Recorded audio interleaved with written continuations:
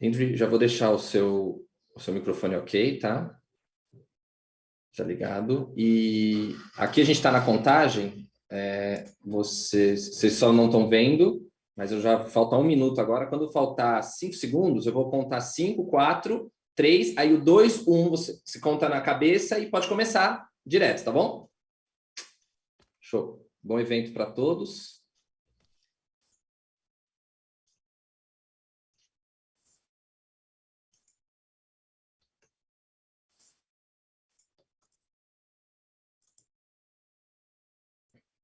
Só fala uma coisinha, Dindri. Oi, testando. Ok. Ok? Obrigado. Sim, sim.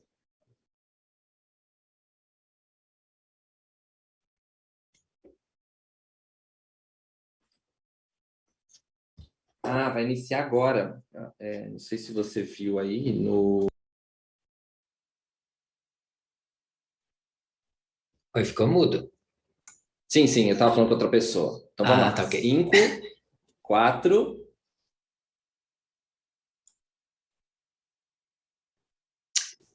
Olá, todas, todos e todes. Hello, everyone.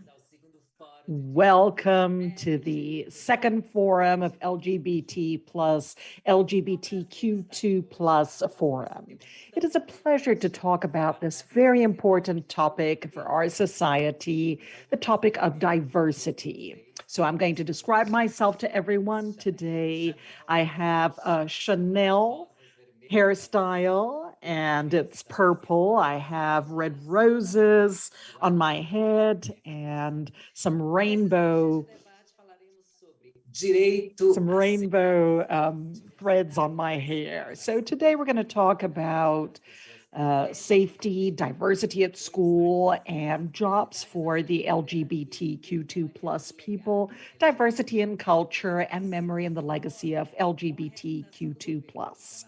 The forum is done by the Government of Canada through its diplomatic representations in Brazil, in Argentina, and in Chile, in partnership with the Associação da Parada do Orgulho LGBT São Paulo, the Embassy of France in Brazil, the Quebec office in São Paulo, and the support of the Municipal Secretary of Human Rights and Citizenship from the city of São Paulo and Aliança Francesa from São Paulo, and also with the support of the Terra Eletromite portal and the Secretary of Inability and the British Council. And today we have the beautiful support of Zonzini in also Prisma, and a simultaneous translation in English, French, Portuguese, and Spanish. And do you know what LGBTQ2 plus means? In Canada, we use LGBTQ plus.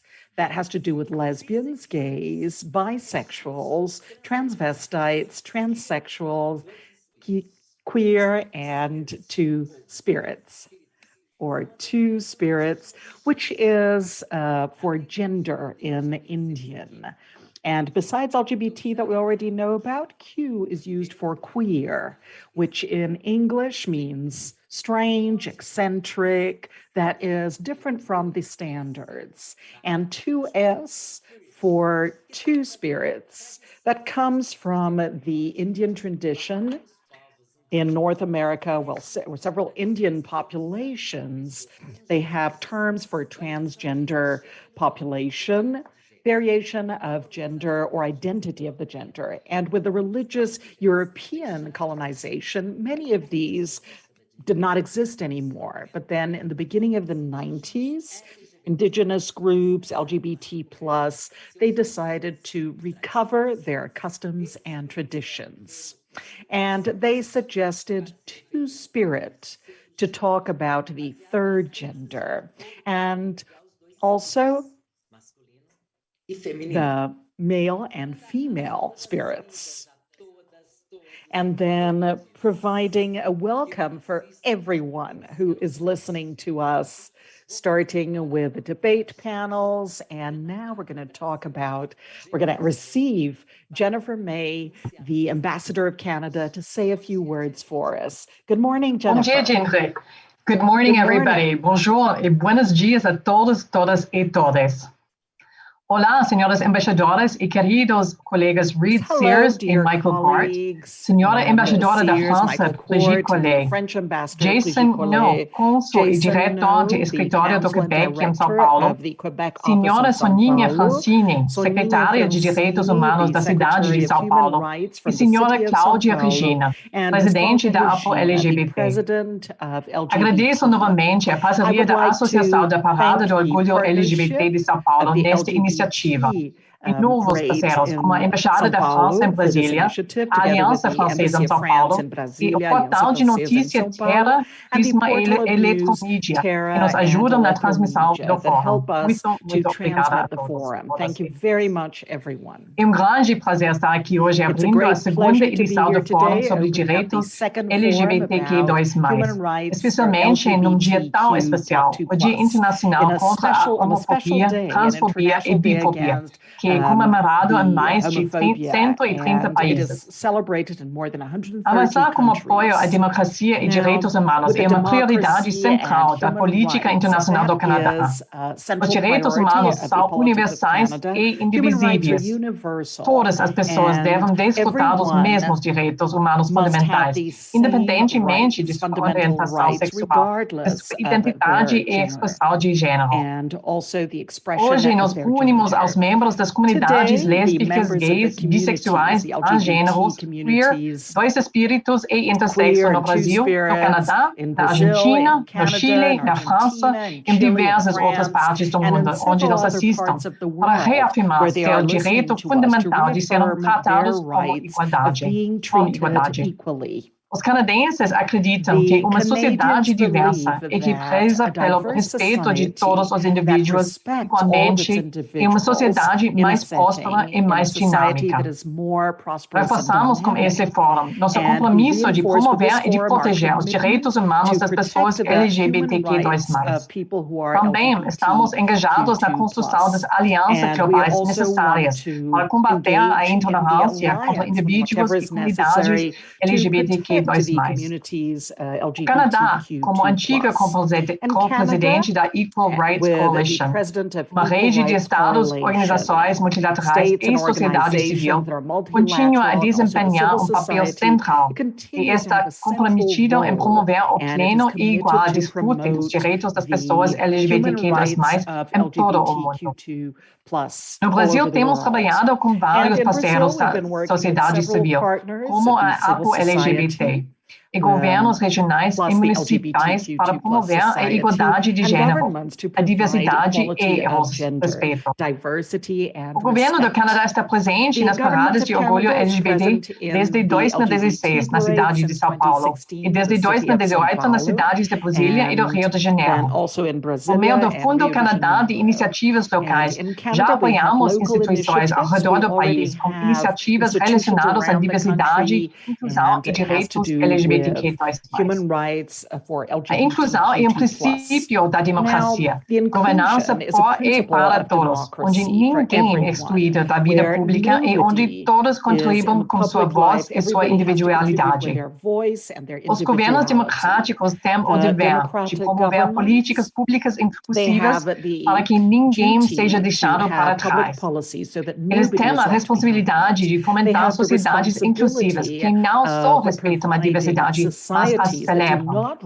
O Canadá está interessado em colaborar com todos os que estão trabalhando para promover a inclusão e o respeito à diversidade. Este fórum nos oferece uma maravilhosa oportunidade de cumprir com este objetivo. Desejo a todos e todas boas discussões e espero que possamos desfrutar de novas amizades e alianças entre as organizações da sociedade civil e governos de todos os nossos países. Muito obrigada. Thank you very much. Thank you very much, Ambassador. And now the floor is for the Ambassador of Canada in Argentina, Heiji Sears. Good morning. Bonjour tout le monde. Buenos días. Estimada embajador May, estimadas y estimados colegas y participantes. Okay. Es un placer para mí asistir a la apertura de este segundo foro It's a pleasure to watch the opening of the LGBTQ2 plus forum in Canada, Brazil, Chile, and other countries in the world, and this is really necessary.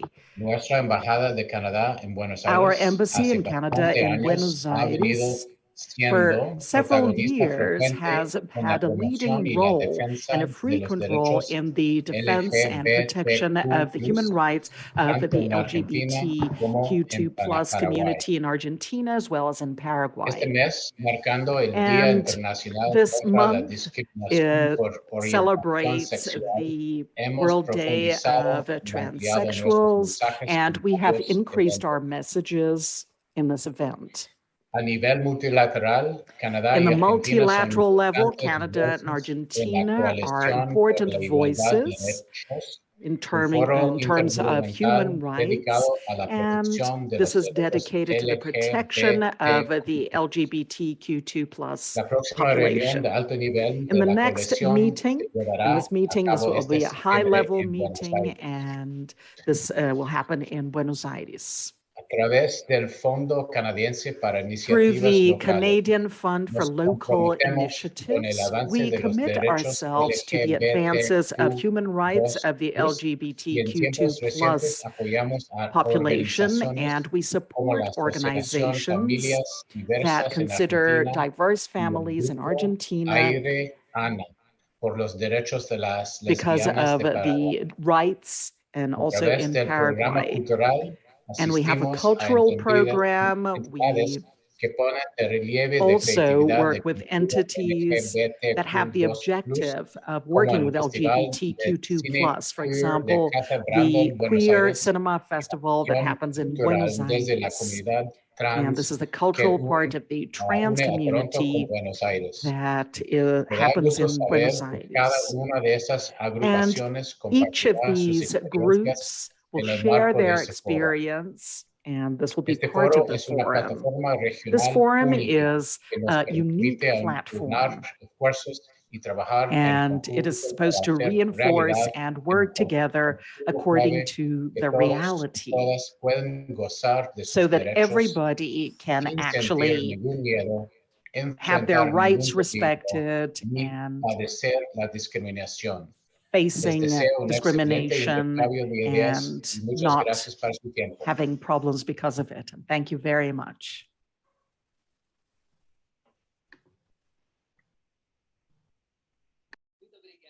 Thank you very much, Ambassador. And now we will hear the Ambassador of Canada in Chile, Michael Gort. Thank you, Dindri. Bom dia, bonjour, buenos dias.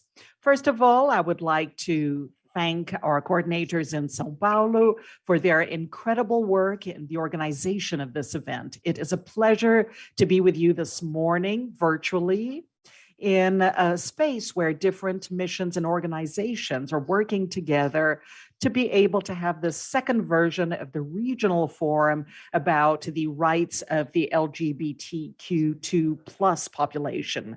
Today is the International Day Against Homophobia, Transphobia, and Biphobia. And I would like to honor the incredible work that the activists of LGBTQ2 plus are doing in Chile and around the world.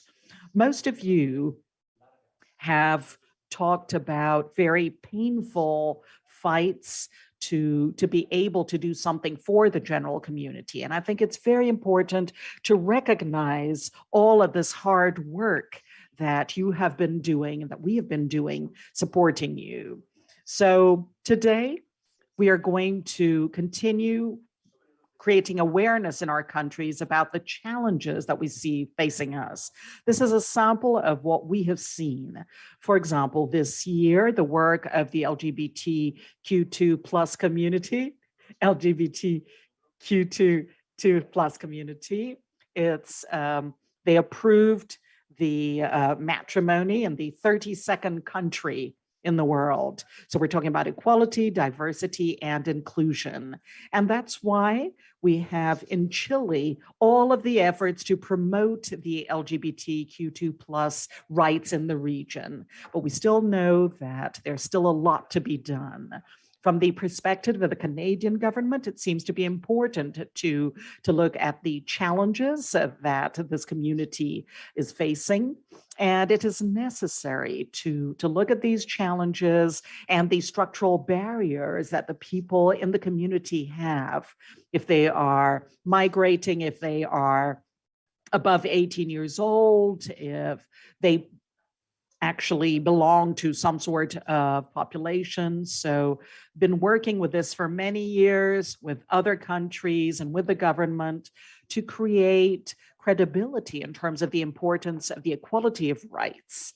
And we are very proud to work with the presidents of the coalition in Chile from 2017 to 2019. And over the last few years, we were lucky to work with incredible entities like the Front of Sexual Freedom and talking about educational initiatives and awareness campaigns. Now, there are so many people that have been working with these very complex topics in our societies. There's also the topic of safety and also the broadening, especially in the post-COVID world where the recovery of the economy and the perspectives of diversity are very important. And also talking about the experience of the schools and the need to have greater inclusion and diversity in the cultural world. And all of this, hopefully, will provide an intersectional perspective. Before I close, I'd like to thank Victor, Rolando, and Omar, who made themselves available to participate in this forum as part of the Chilean society. So I hope that what we learn from these sessions will help us to continue moving this area and making the changes that are necessary. We are here for you, and we want to continue fighting for equality. Thank you. Gracias, obrigado, merci. Thank you very much, Ambassador. And now we're going to see two videos. The first one is from the French ambassador in Brazil, Brigitte Collette. And the second one is the counsel from the Quebec office in Sao Paulo, Jason Nort. Ambassadors, councils, ladies and gentlemen, I am very proud to participate in the opening of the second forum of the rights of the LGBTQ2 plus community. The Embassy of Canada and the Association of Parada do Orgulho LGBT for the congratulations on your initiative. Thank you for having associated us because the topic is extremely important for France. Today, it is the 17th of May. This is the International Day of Combat Against Homophobia, Transphobia, and Biphobia. And in Brazil, it is the month of Orgulho, of Pride. And in this International Day, it is a day of awareness about the human rights of the LGBT community, talking about legal, political, economic, and educational rights, as well as cultural ones. Because of the distortion amongst the rights established and the rights that are lived on a daily basis, the LGBT people still feel they are at the margin of our society or even invisible. France wants to really end the discrimination and defend these rights and also end violence with regard to assisted reproduction for single women and lesbian couples was authorized and conversion therapies were prohibited in my country. The commitment that France has is not limited to our borders. The fight for the end of criminalization of homosexuality is a priority for France, and this is at the international level.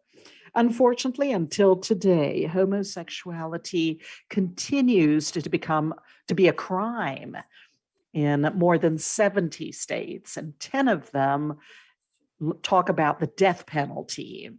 So homosexuality and the trans identity continue to be considered diseases. We cannot accept this situation. Everyone should be able to benefit of the same protection and the same opportunities without any discrimination according to international norms of human rights. And we are very active with our partners and international organizations where civil society is trying to reach this objective. Together with Holland, we present the Declaration of Human Rights and Sexual Orientation and Gender Identity, the General Assembly of the United Nations. At this moment, many states have signed this, and we are still calling all of the states so that they will sign this declaration. The second forum that has the support of the Institut Français de Paris, it brings together people from different origins, genders, countries that will help us to move forward in a more inclusive world with equal rights for everyone. And it's not an ideal word, but it will be a reality in the political world, in the universities, in the police, or in education, in the cultural environments.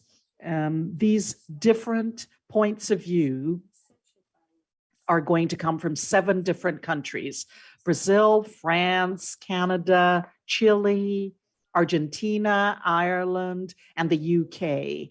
And Europeans and Americans are very important to feed these exchanges and find collective solutions for a society that can have as a base the pride of having its own voice.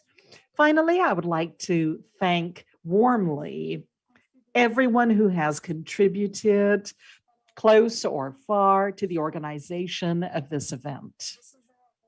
I hope you have an excellent forum.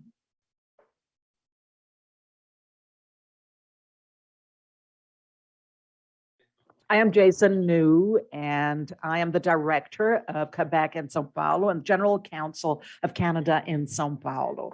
It's a great pleasure to record this video for the official opening of the second forum of rights of LGBTQ2+. That is happening on the 17th and 18th of May as physical events at Aliança Francesa in São Paulo and virtually in the YouTube channel of Parada SCP. The office is a representation of the government of Quebec, and we've been in Brazil since 2008. Currently, Quebec has 34 representations, diplomatic representations all over the world. We have as a mandate to get closer in our relationships with Brazil in different sectors: economic, the commercial, educational, mobility, academically, and also professionally, also in the cultural area. Within this context, one of the pillars of cultural accent in the Quebec office in Brazil is diversity. One of these topics is diversity. It is known around the world because of its engagement in the protection of lesbians, gays, and transsexuals. And just like all of the letters in the alphabet together, all over the world, Quebec is considered to be a pioneer in this fight against homophobia and transphobia. And it was actually the first jurisdiction in North America to forbid discrimination based on sexual orientation. And we decided to engage in this second edition of the forum because we believe in a fair society without any discrimination, which is inclusive and with opportunities for everyone. Also, during the event, we're going to have a speaker from Quebec, Jacine Gort, from the Jacine Sophie Nemad Foundation, to talk about the topic of diversity at school. And he is an expert in the sector. Thank you very much for the partnership, and we hope that this forum is going to be only the beginning of a great movement in terms of diplomatic representations that are present, and also the colleagues from Aliança Francesa and the French Institute, and especially the Association of Pride LGBT in São Paulo. Have an excellent forum, everyone.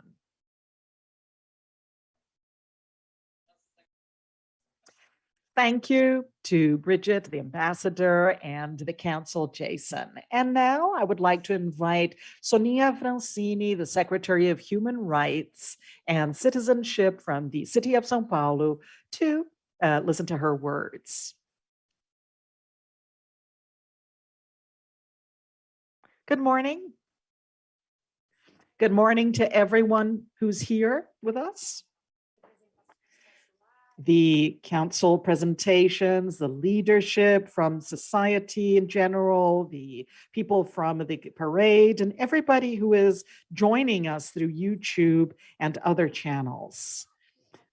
Combating violence to LGBTQ2+ population is a need and a duty of the nations and national governments, local governments and municipalities, and society in general, and of each of us as well. This is a violence that happens in large scale with the difficulties of the population, access to education, and even access to the physical environment of a school, access to health, access to work. There's difficulty even in using collective transport or to use a bathroom. So this is a violence that is the result of a physical aggression, that results in physical aggression that can lead to death. Homicides, also suicides, that has an alarming incidence in this population. And there's also the subtle violence that we see on a daily basis of biased looks and, gestures, disgust, and bad words, or even the little jokes that are really not funny at all. This is very serious as well because it is a problem for people's lives and peace. And these are human rights that are fundamental. The city of São Paulo has several areas that combat the LGBT community. And sometimes we see LGBTQIA+, and we have tried to include all diversity of the same population, and we have actions in education, in healthcare, and of course we have special dedication here in the Municipal Secretary of Human Rights, and we count on a coordination of policies for LGBTI. We have citizenship centers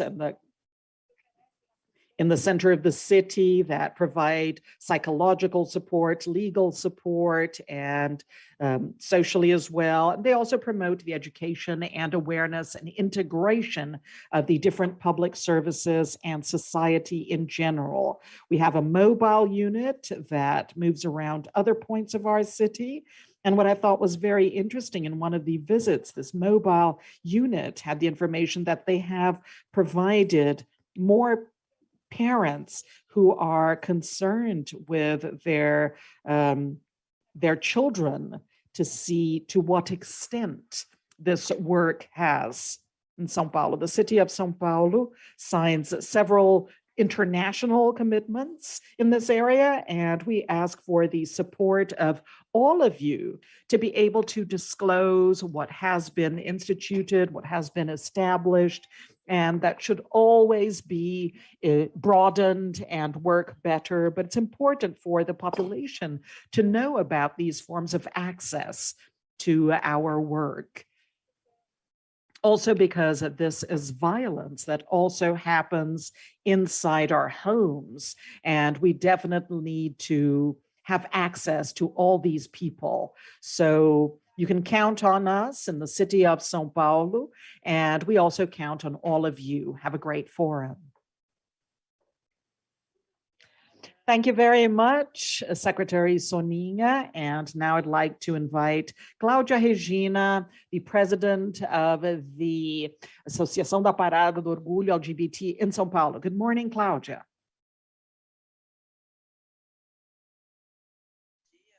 Good morning to everyone who has joined us in our forum. I think on behalf of the Associação da Parada do Orgulho LGBT in São Paulo, I think the more cities, the more countries are involved in this fight against homophobia, transphobia, and biphobia, we will become even stronger, always. And I think one of the most important aspects of this forum that is happening is to know how international this fight is. That's very important, because the more countries are involved, the more people are involved, and that provide pressure. And there is a letter in the UN. The more international actions that happen will make us stronger. And there are many countries that still have a lot of homophobia, and that's really very scary, and it's criminalization, and these people can feel isolated. So they have to know that although their countries have this posture, there are at least 180 countries fighting for this to end. That's important. It's important to disclose this forum, and it's important for more countries to adhere to the participation in the forums. They have to show that they are really fighting against homophobia at the international level. It's also important to discuss, the more countries are involved directly or physically in this fight, the stronger we will become. And it's something that, for example, here in Brazil, we had some advances, but a government that is temporary, let's say, who is reactionary, has, moved backwards. So, more than what we had before. So the violence is still around, and there's economic violence as well. So what COVID caused in the world as well, that's also much more powerful in terms of LGBT, the LGBT community. So there are people who have no jobs, they have no support, they don't even have support from their family, and many entities are not able to help everyone who needs help. And that's very serious. So this violence has also gone up very much post-COVID. And that's why we have to focus on finding ways to help and to increase this help for people, the support for people who were included in jobs and who lost their jobs. And, inflation is high, and it's all the reflex of this third war, this political issue, and that definitely weakened the economy of many countries. And the countries that are poor, that have been affected more, LGBT phobia, that probably it's much worse, it's a much worse case. But we also have to pay attention to the international support for those who are desperate for the right to live, desperate for the life to eat, the right to eat, to walk, to breathe, and to love. Our community, unfortunately, is always a point of attack. It still is. And maybe it's still going to take a while for the community to understand that we're only human. We are exercising our right to love, our right to be, to identify ourselves. And this does not bother anyone, should not bother anyone. the more inclusive, the more open, the more democratic and accepting of diversity we are, less violence we will have more production, more progress, and the less phobias we have, the more progress we will have for the whole of humanity. Thank you, Claudia. Thank you. So we have to stop, sorry, because we're going to start the next panel. So thank you very much. Beautiful words, very precise, very direct, and so current. Thank you very much. And I can see that people over here, Ambassador May and Ambassador Gort and Ambassador Sears, they are here with the colors of the rainbow. I'd like you to show how you're going to celebrate the month of Pride, please.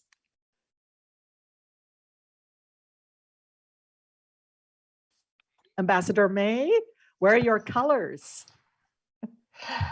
Desculpa, muito obrigada mais uma vez. Sorry, thank you very much once again. Hi, Ambassador Gort, where are your colors to celebrate this month? Wow, that's beautiful. With the leaf that represents Canada and the rainbow on both sides. And Ambassador Sears, what about your colors? I have a flag and I'm still waiting for my stuff to come from Canada. So all I have is 2 suitcases worth of clothing. So sorry, I have nothing else to offer.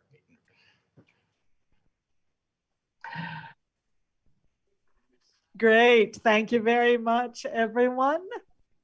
Thank you to everyone who's listened to us, Ambassador May, Ambassador Gort, and Ambassador Sears, and Ambassador Colette, the president of the Association of the LGBT Society in São Paulo, Regina, the Secretary of Human Rights, Sonia Francini, Council Jason, and all the others who joined us.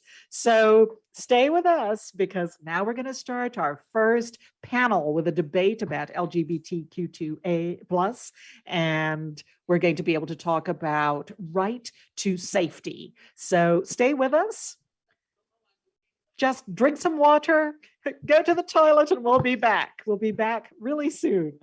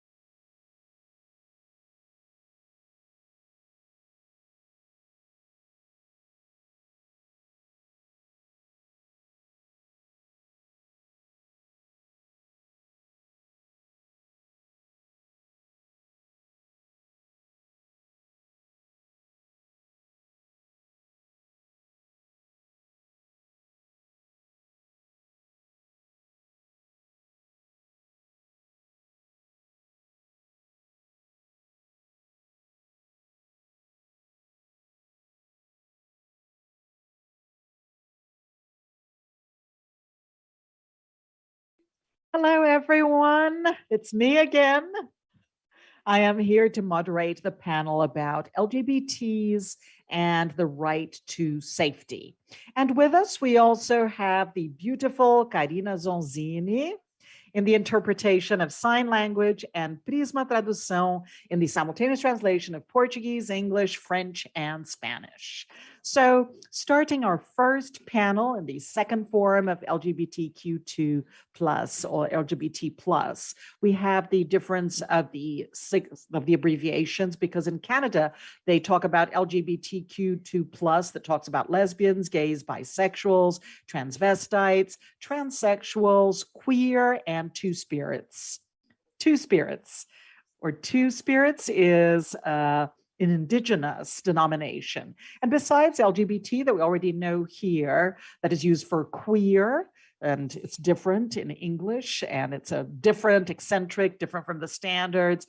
And 2+ is the Two Spirits, which is from the indigenous population in North America, where we have an indigenous population that have a register of traditions used for transgenders, variation of the gender, or gender identity. With religious European colonization, many of these beliefs disappeared. But then in the beginning of the 90s, the indigenous groups and LGBT population, they began to recover these traditions and customs. So they talked about two spirits to refer to the third gender, based on the beliefs that the body can have both spirits, male and female. That's why, out of these difference of the abbreviations according to the country, and to talk about LGBTs and the right to safety in this panel, we're going to have Marcelo Galego, lawyer and coordinator of policies for sexual diversity from the state of São Paulo, Daniele Boccinet from the Police of Toronto in Canada, Daniela Ruiz, the executive director of Seven Comedies Diversity in Argentina, Alain Permitier, the vice president of FLAG and president of the European LGBT Police Association of France, and Roland Gimens, the president of the movement for the homosexual freedom in Chile. So welcome everyone. And I would like each of you to say good morning to all those who are with us.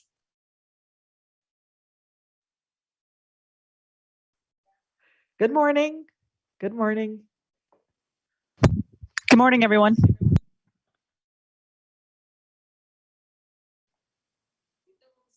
Okay, so let's start our debate with a message from Susana Durão, professor of anthropology from Unicamp, and she's going to talk about the concept of safety.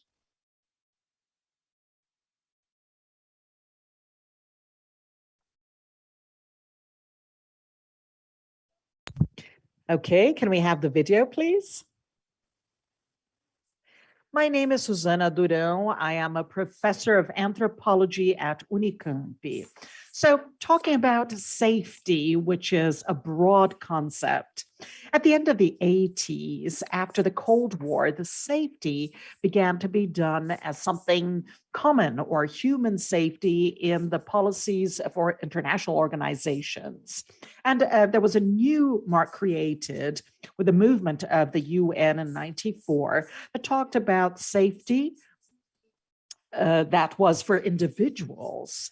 So safety was not centered on the well-being of nations anymore. What was promoted was the well-being of men, women, and individually. And this was present in the Illuminist liberation in the 18th century. So they defend a safety with a hegemony in its words, and also the construction of subjectivity in the modern world. So this is the Foucault vision. So it talks about safety with a capital S. That's a global project, and it's a technology of power.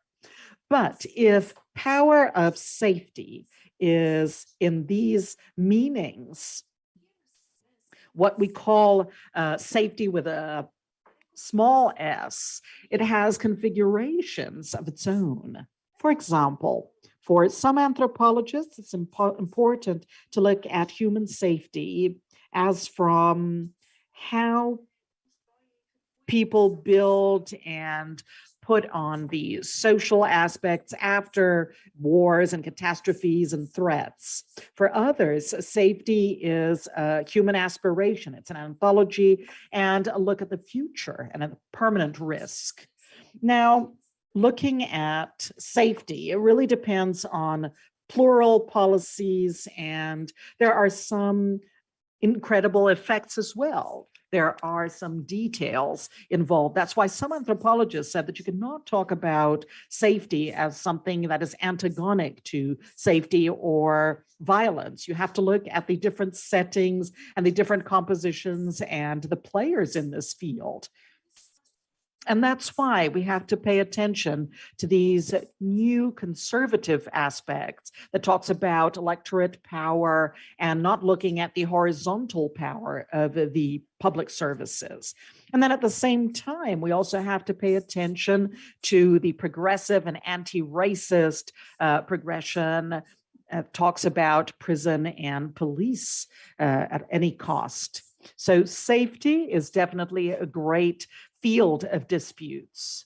Now, until today, according to what we know, safety that is presented on a daily basis in the dense worlds of human life by policemen and safeties and the controls that we don't even know about, they seem to be indispensable around the world. And they are part of the safety with a small s. So we have to mediate conflicts, solve crimes against women, Black people, LGBTQ2 plus, and others. And we have to do the same thing in societies and democracies with imperfect areas, and it's sometimes even contradictory. So it's not only the common good that we're talking about, this reflects long fights for social rights that deserve to live. Hugs to everyone. And now I'm going to start with Rolando, who I wanted to ask him a question. So the LGBT movement has historically suffered a lot with policemen. So, denouncing and violence and even not following the law. So what is, in your opinion, the relationship of LGBT in the safety organs? Good morning.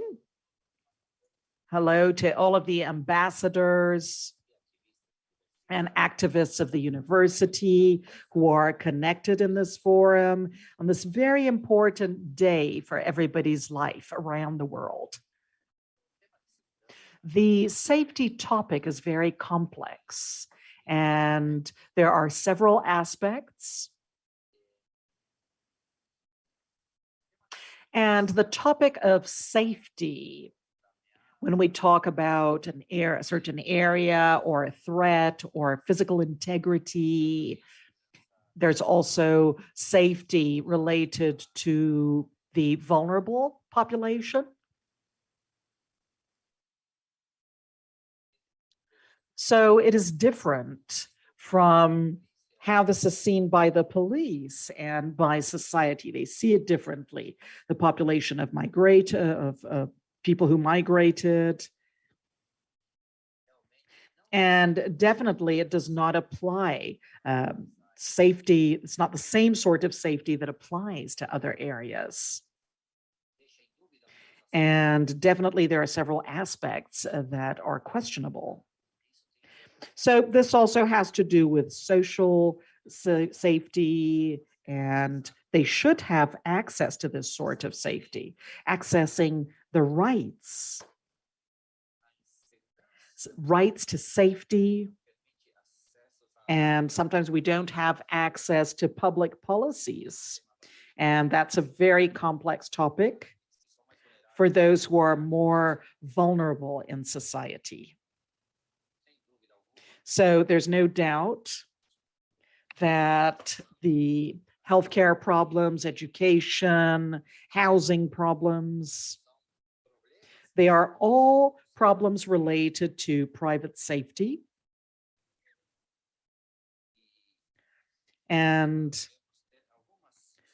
we should definitely have some certainties so that the state will be able to address the needy populations. This is also very relevant in terms of safety. The variation of the Justice Department and how they approach these movements. We have a great problem with this sort of sector in society. And in fact, it's difficult to make some changes. Sorry, the transmission's not very good. And since 2021, we have to remember that the safety of citizens is very important, and it allows you to develop democracy. And then with the states, with the police and civil society, they all get together. And we're talking about safety that is generated for everyone, and this contributes to the democracy of the states. And we should also observe the safety aspect as a way of controlling and ensuring power, so that the governments will be able to continue doing what's best for them in this case. And we should find a solution in this sense so that we will have access of the different groups in the safety areas, and they should be inclusive, they should be democratic, and they can also participate in their daily lives better. So migration movements have left evidence that the states are unable to ensure and commit themselves to offering this safety. And safety for the LGBT population is extremely important, and it should be looked at in different places, and the states should offer this safety. And the possibility of moving around in your space safely. And the state should ensure everybody's access in the same manner. The state should also offer this as well, and democracy should have a safe aspect for legitimate manifestations. The topic of safety has to do with ideology. The transmission is choppy. So definitely the Commission of Crimes, it tries to look at a few actions. And nowadays, just summarizing the different elements involved, we can see that society in Latin America has a concept of safety to exercise democracy. And we should build processes and paths to build this safety that allows a democracy to be exerted. Thank you.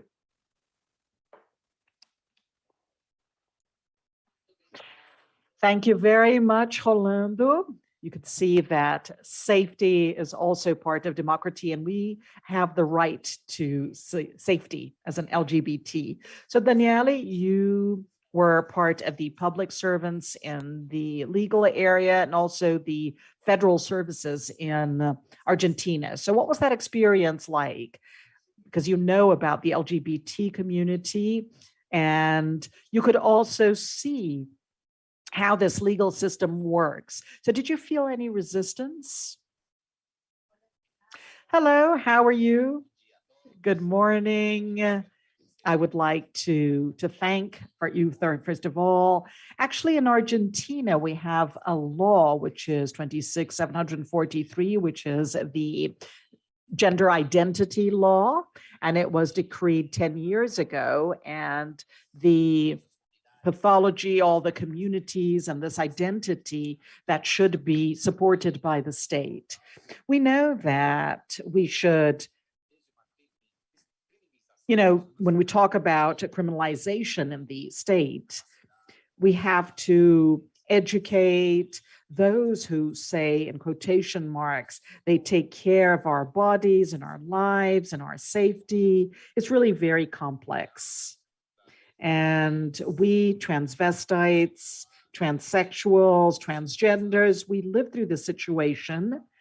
And in fact, we see the part of pathology and criminality and the estimate that this sort of thing has led colleagues and poor people, indigenous people, to continue receiving repression from the police through the national state. So we should not stop thinking that even though we have this law for gender identity that is really very advanced, in fact, we have the patriarchs, and this is in all the issues that we go through in the structure, not only the state, but also in society. That's why I have to think about being away from the violence that continues to exist because of people who work in safety. So that's not only because they don't know about this, but it's also because of ideology. So in other words, we have to think in this manner. It's almost like placing all human rights that we have for the safety agents, for the people who take care of us. Many times resistance is higher when those who have their voices, our colleagues, so transvestites and indigenous population, when we represent what is in the law. This becomes very complex and there's a lot of resistance, but we are not going to leave it like this. We're not going to cross our arms and do nothing. We're going to continue to fight so that this can be put inside the state and in society, and it can be repeated. Thank you very much. And now I'm going to ask Nelly to talk about what the police of Toronto is doing. Daniele, in Canada, the LGBT movement has suffered quite a bit, and the police had a very difficult role in these issues. But now there's a lot of work of the police with the LGBT community, right? So tell us a little bit about how you work and what we can learn with the Canadian experience. Thank you, Dendry. Hello, everyone. First of all, thank you to the organizers, the participants, and everyone that's taking part of this today. Again, thank you for the invite in order to have my voice heard on this platform. It's a true honor. Coming from Canada and coming from the Toronto Police Service, historically, our relationship, did not start great with the LGBTQ2 community. Back in the early 1980s, we raided bathhouses and that did not go over well. I personally think that we hid behind the law. Fortunately, things have evolved since. Unfortunately, between now and that time, there's been some hiccups, there's been some issues, there's been some ongoing challenges that we have faced as an institution. But I can tell you that we're not able to progress this relationship forward without community members coming to the table. And as a result of our history, we were forced to the table earlier on based on a human rights complaint. LGBTQ human rights, both in our charter and our Ontario human rights, have been part of that. Both gender identity and sexual orientation have been part of our support for a very long time, but that hasn't necessarily changed how we've approached things sometimes, as we all have our own biases and prejudices. So that has come into play with police officers. And unfortunately, we've had to learn sometimes through a human rights complaint. But part of the thing that came out of the human rights complaint, not only were we forced to start the conversation, but more importantly, a couple of things were created out of that. One, there is an LGBTQ liaison officer that has been in place since the early 2000s. So this person is that conduit between upper management of our service as all the way down to the community on the ground. to keep the conversation going. We also meet monthly. We have a community consultative committee. So we have various community organizations and individuals that come to the table in order to make the relationship better. Reality is we can't be everywhere as police officers, and part of our job is to build those relationships with community. But another piece that has to go hand in hand with this, folks, is the education of our own members internally, both civilian and uniform officers. And because of this human rights complaint that we've built off of, we've been in our own police college since the early 2000s, delivering some form of LGBTQIS sensitivity training to our members. It started off with just our recruits who have been hired since the early 2000s, and that has since evolved to having conversations on various courses, from sexual assaults to domestics to or court services, you name it. We've been having those conversations. If we want to be able to better support the community, we need to be able to educate our members around what that looks like and the best way to go about being inclusive and collaborative and transparent with our community members. I will say that we've had our ups and downs, and we're still gonna have our challenges, but as long as we are willing to have those tough conversations, not all the conversations are going to be easy. Not all the conversations are going to be pleasant. We have to be willing as an institution and as a service to have those hard conversations in order to continue building on our relationship with the community. Thank you.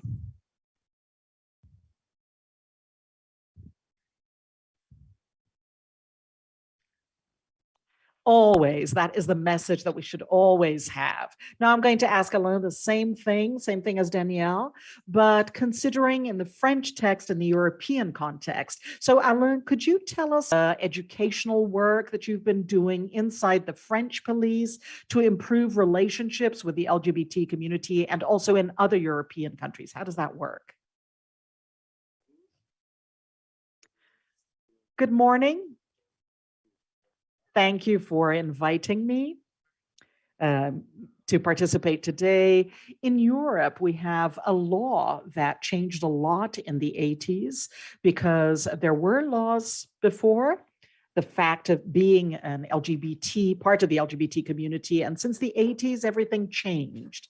And very slowly, the different European countries changed. And, you know, the law is something, and the practices and the habits of a country to do that is a different story. And for a policeman as well, policeman is a human being that should replace his feelings, right? In terms of what he thinks, in terms of ethics, and we ask for each policeman to be neutral, and he should, you know, talk to all the victims and people in the same way. So what happened to us was that policemen in France, as well as in other European countries, they had difficulty to talk about this LGBT subject because, you know, for a long time it was a taboo, it was illegal, and it was you know, it talks about homosexuals or transsexuals at the time. And today we have different words for this, but there was the connotation of sex. So it was a taboo in a very conservative police environment. And we, the policemen from LGBT, we decided to create structures in each European country to say, okay, let's stop this. And our heads at the police department, they should have policemen. We actually implemented a pedagogy, a kit for the initial education of police schools. And in all of these police schools, we have 2-hour, 3-hour, 4-hour courses, according to the country, to talk about discrimination associated to LGBT with the policemen. So it's not only the discrimination, because the policemen, they already talk about this topic with a lot of racism, anti-Semitism, and women, people who have difficulties, but, you know, LGBT was never talked about. So the LGBT policemen, they requested that the minister, which is the chief of police, to talk to their colleagues about this. So there's a dialogue, and there was an explanation of the law And in many countries, there are aggravating circumstances and that the policemen do not know about. So we have to talk about how to talk to a gay or a lesbian or a transsexual, how to talk to them, how to talk to a victim without saying good morning, sir, or good morning, madam. So that the police work and the control of the documents in the transgender population, it's also different, it's new. And we have to teach the policemen about this. And then we also have continuous education. So the policemen who work with in the police departments, and we have this in the European Council, there's a very concrete answer for the policemen who are already in the police departments because, they have LGBT militants and they also have attorneys. They worked in a workshop and they discussed to know why the policeman ask a precise question to a couple of women and it could seem aggressive. It's not because the policeman is indiscreet, it's because the policeman should put the official version. So the woman has the sister or the woman has a wife. So these are different issues in the penal code. So these are things that, and it's not because they are indiscreet. No, this is work that we do in the police in France or in European countries. That's what we do today. And they started with the policeman so that the citizens, when they see a problem, they can come to the police and they can feel safe with us. So we are aware that there have been problems for a long time. And today we, the LGBT policemen, we are a protection barrier to guarantee that this is not going to happen anymore. Education and training. This is very important for the eradication of prejudice. Marcelo, here in Brazil, we also had a good increase of the movement over the last few years and greater demands for better treatment by the Brazilian police. So how do you think that the justice organs can improve and receive the LGBT community better? So what is missing for greater safety in this community? My dear, thank you very much for the invitation. First of all, I just need to correct something. I am the ex-coordinator of policies for cultural diversity, and I had the honor of representing the state of São Paulo for 3 years and 2 months. And 2 years and 3 months, actually, and there have been many advances that we conquered. The first one is in safety, which is the police station of diversity, and it's also online, because many times for LGBT, for the person who has suffered violence, to go to a police station, the person was already embarrassed and they did not want to expose themselves. And the online platform brought this safety and this guarantee for this population. And in second place, we cannot forget that the Brazilian state is a violent state. It is one that does not respect the LGBTQ2 plus community or the women or or Black people or indigenous populations. So definitely we have to advance very much to be able to have the constitutional right to safety. Now, with regard to guarantee of safety, as a coordinator, I had the perception that education and training and this training brings good outcomes. Today, we have a police that is less violent compared to the 80s, compared to the 90s, and so on.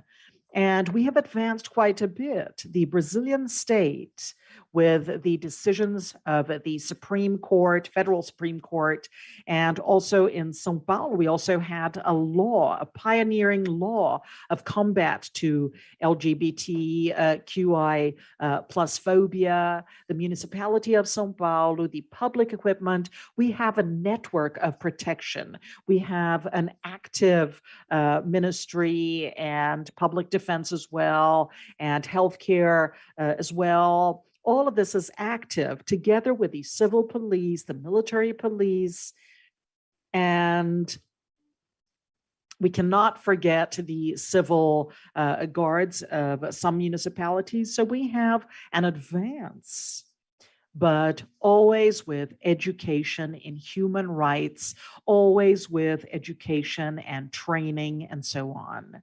So it's no use admitting that you have a public worker to work with this population without any training, adequate training. And I can say even more. Sometimes we talk about violence, but not respecting somebody like that is a form of violence, because basically you are connecting to the existence and the identity of a person. You are ignoring that. And you know, that was something that happened very frequently, and the civil police of the state of São Paulo actually started regulating the decree of respect to the society. That was in 2000 to 2010. And in this decree, we included all of the municipalities in the state of São Paulo for them to replicate a social decree, so that the population of the state of São Paulo would have this sort of respect.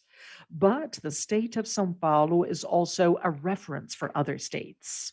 There are many policies that are adopted here. They are replicated in other states. And I cannot say that it's, you know, without fear of making mistakes. Also in other countries, maybe. So I'm very happy to see many states like like Argentina and France and Canada. I'm sorry if I forgot somebody, but they are all very committed to safety of our people, of the population of the LGBTQI+. And we also have to implement not only education coming from school, but also professional education, corporate education. And we also have to create the culture of respect. That's also a great challenge. So respecting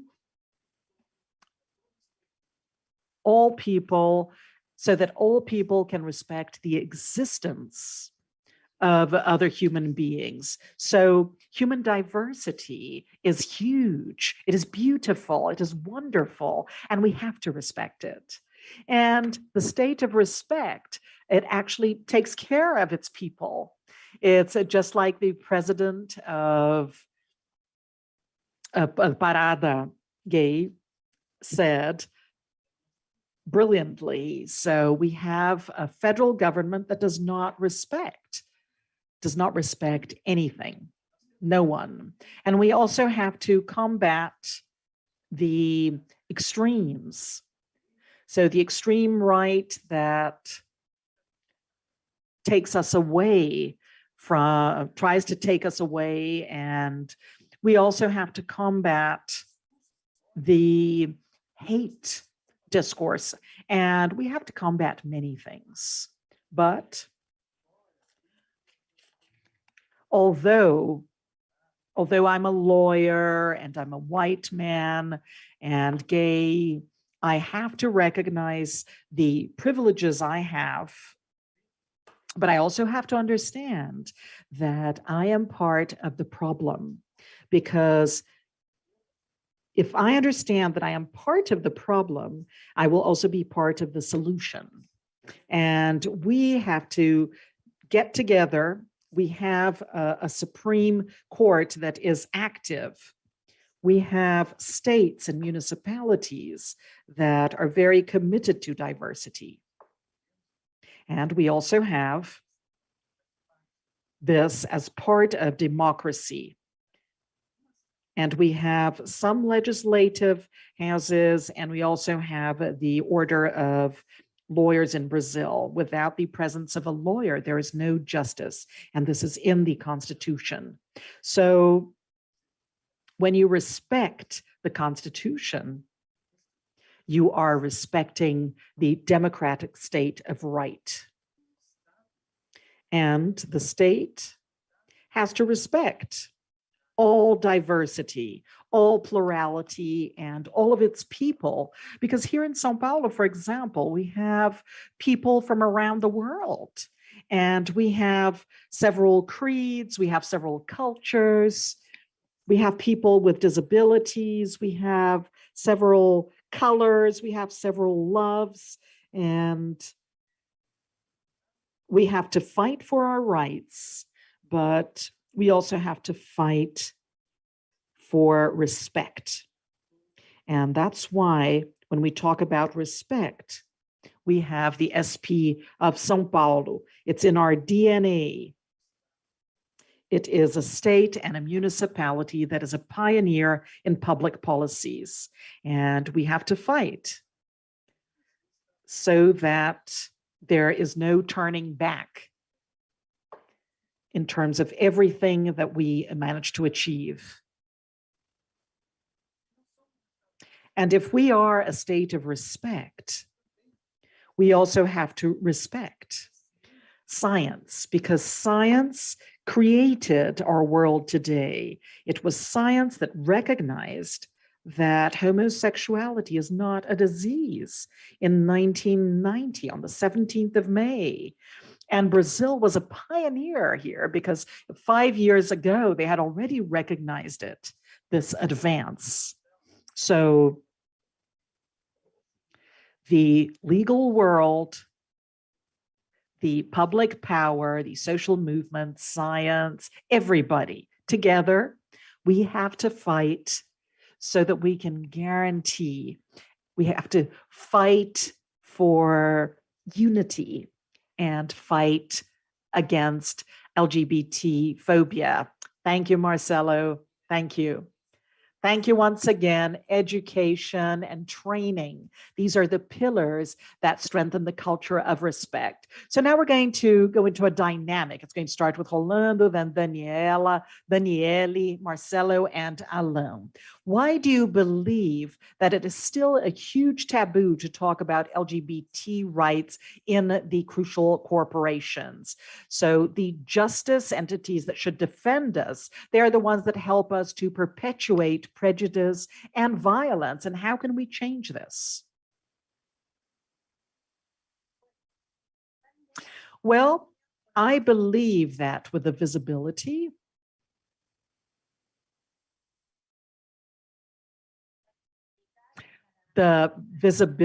for us,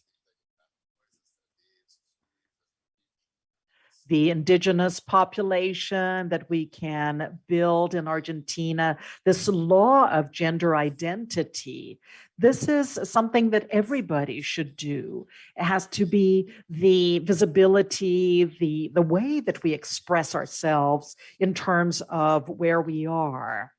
And our ways of living, our way of living in public spaces, you know, for us to be able to place ourselves in a way that we believe that it's a powerful tool in a situation that brings hate and living with different forms and our expression full of different issues. And this has placed us in the maximum power of saying we are present and we live our lives and we live with others and our sexuality, our ways of being. We are not ashamed with regard to this. So other people have to be ashamed.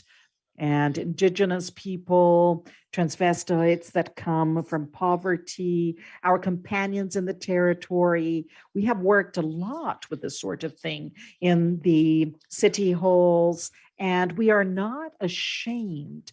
We are proud, and we are very proud to be who we are.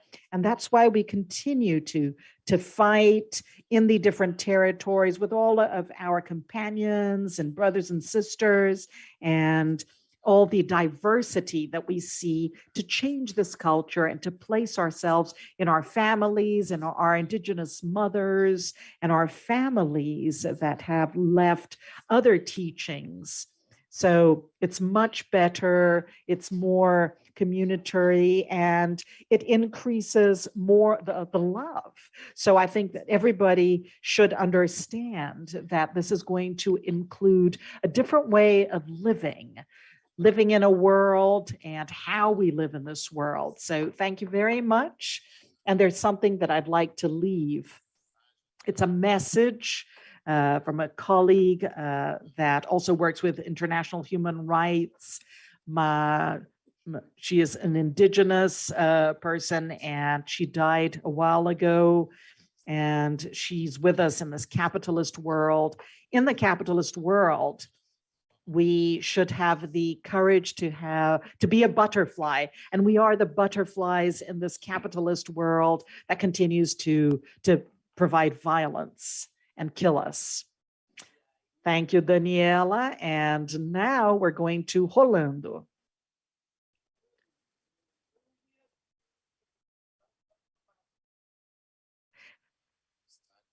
I believe that it's an obstacle.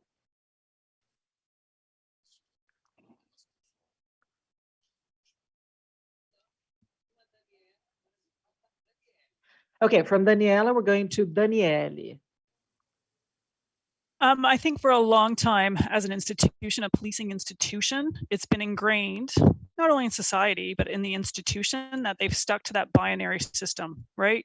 And that it's been predominantly a heterosexual, cisgender male profession.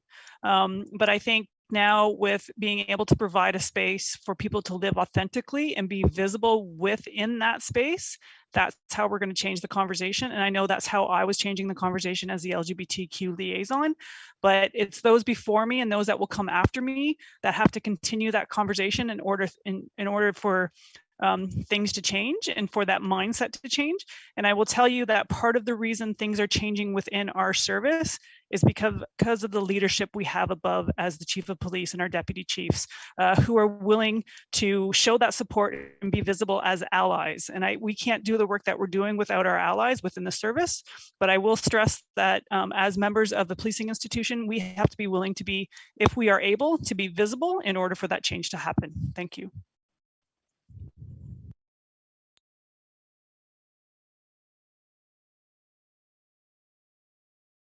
Marcelo? Well, yes, go ahead. Me? Okay, yes. So first of all, we have a cultural issue. And it's also historical because we have not educated I'm talking about Brazil here, we've not educated our police departments. We also have a masculine coverage of our police, where chauvinism ends up flourishing, and it ends up not respecting the identities and the sexual orientation. So why is it that every time that a policeman assumes that he is part of the LGBT community, it becomes news? You know, if it's something natural of the population, if it's something natural in terms of human identity. So as I said before, the state of São Paulo, for example, we have a Department of Human Rights, and we have this discipline of PhDs inside the military police. So this is a question of culture, it's a question of training, and it's a question of implementing the culture of respect inside the police. And this does not change from one minute to the next. This is a question of capacity and It is training that must be constant for our police in São Paulo as well as in Brazil.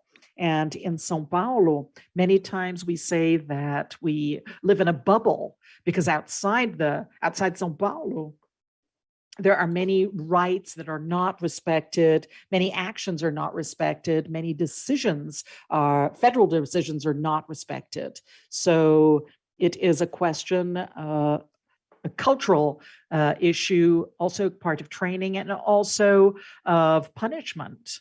I understand that education is much better than punishment, but when it goes beyond the rules, when there is a problem, punishment must be an example so that it becomes an example to the other members of the corporation, that here in this country, here in São Paulo, here in the municipality of São Paulo, we have to respect the LGBTQA plus community. Thank you, Marcelo. Rolando, I'd like to know if your sound is better because we want to hear you, please.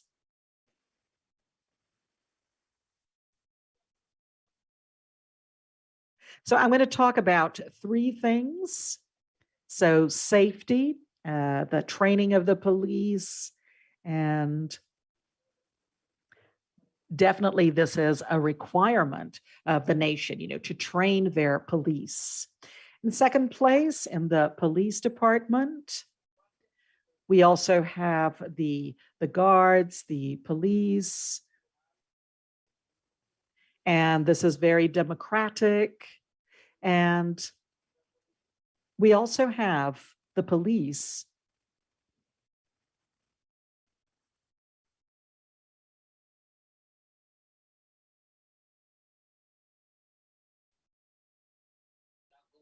Sorry, can you just go back a little bit because we didn't hear part of this last sentence. Just go back because we didn't hear this last.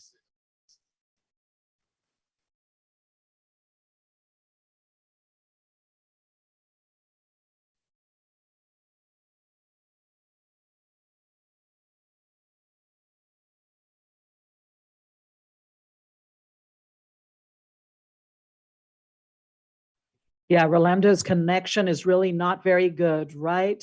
I'm going to move over to Alain because I'd like to hear Alain because your connection, sorry, is not very good and we can't hear you properly. Okay. So Alain, please.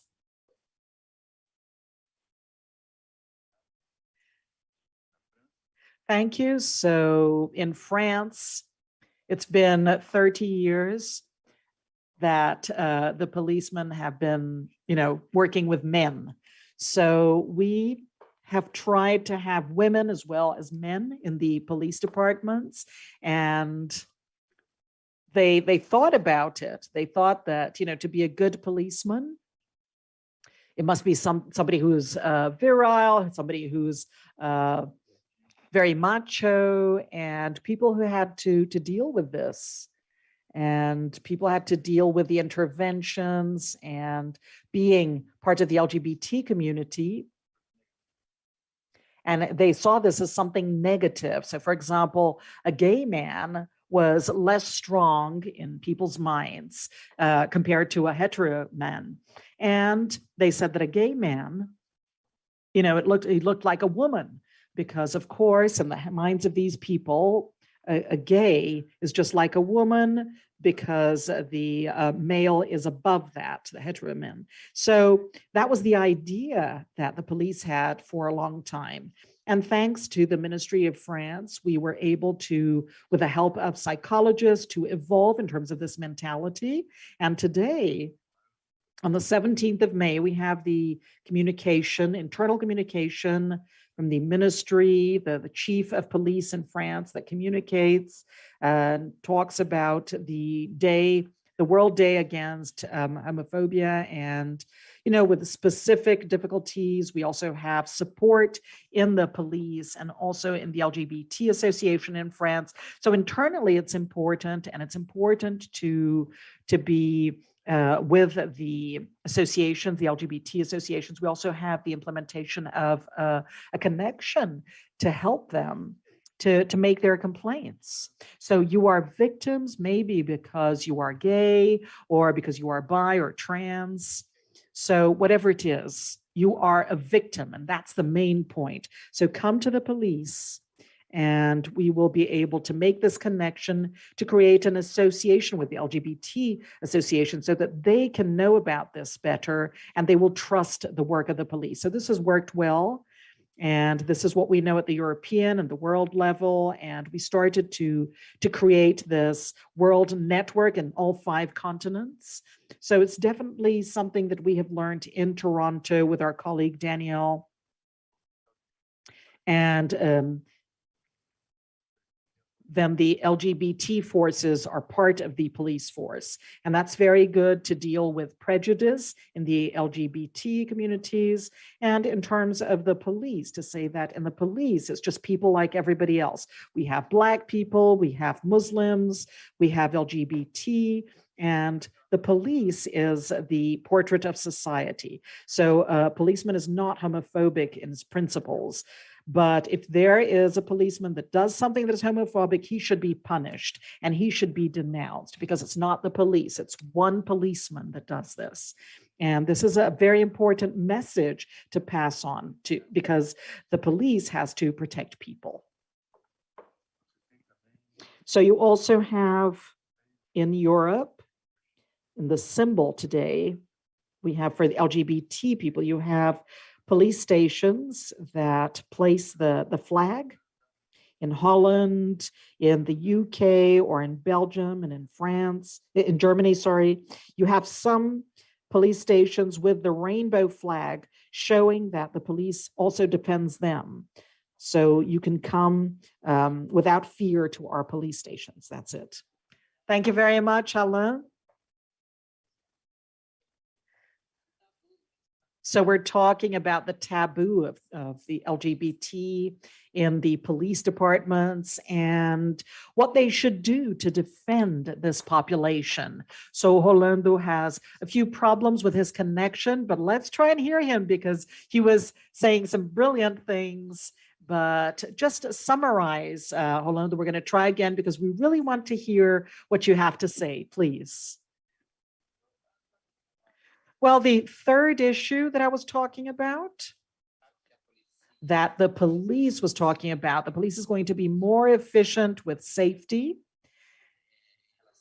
with regard to citizenship as well, and it should be organized as it becomes more civil. So the more organized and more efficient police has the support of the citizens, and as a result, it becomes a virtuous cycle. And we can understand the safety as an element that is in favor of democracy, in favor of the differences.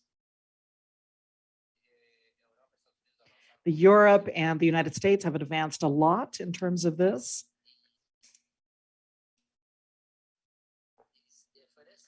And they offer a service with a better quality, and they eliminate these differences between the populations. And also for those who migrated to the country, the indigenous population, it's a democratic police that is inclusive, and it is destined for the population as a whole. So we're only respecting constitutional rights and giving the police the role that it has. It is constituted democratically, and it is made up to respect human rights. The police should be a positive instrument, and it should guarantee safety for all the sectors of society. Thank you very much. Thank you very much, Rolando. Okay, now it was great. Now we were able to hear what you said. Very powerful and precious, just like everybody else's.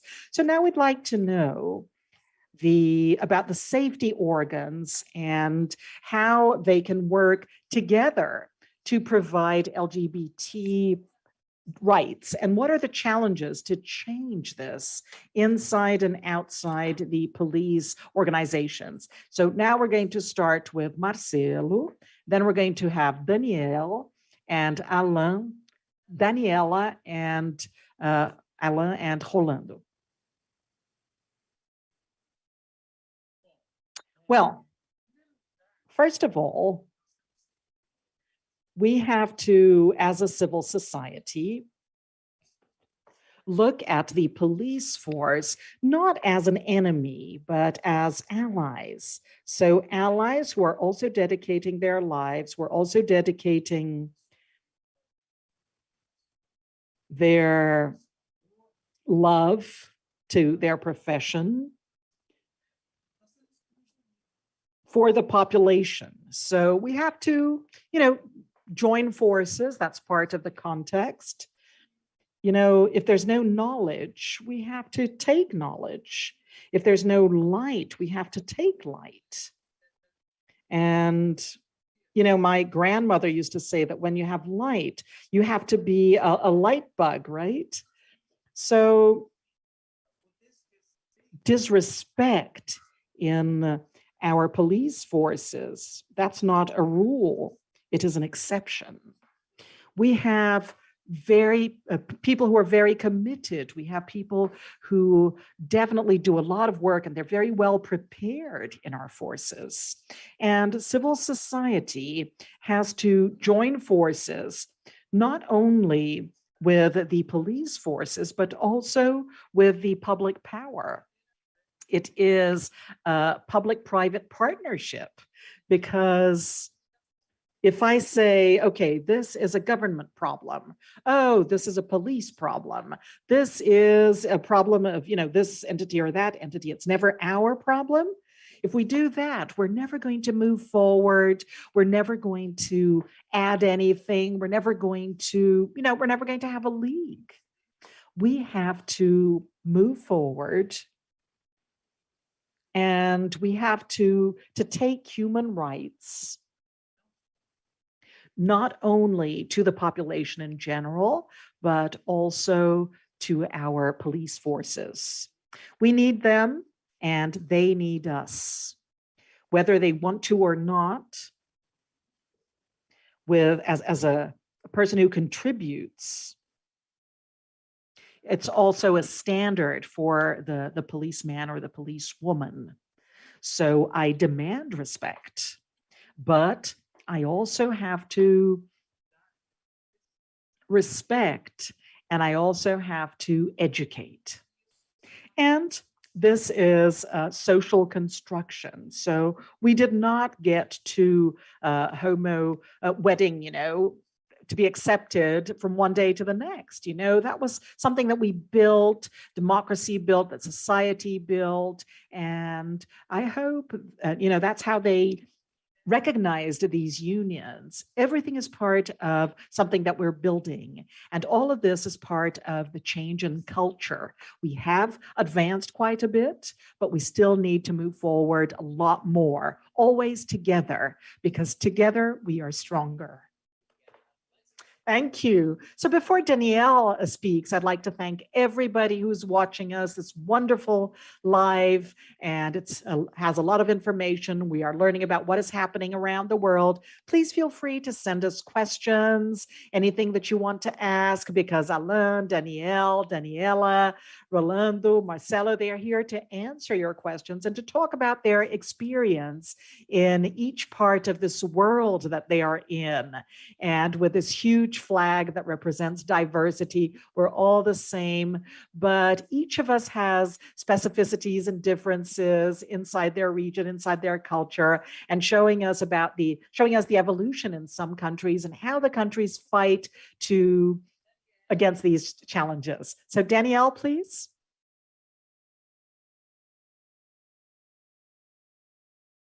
I'm going to echo a lot of what Marcello said.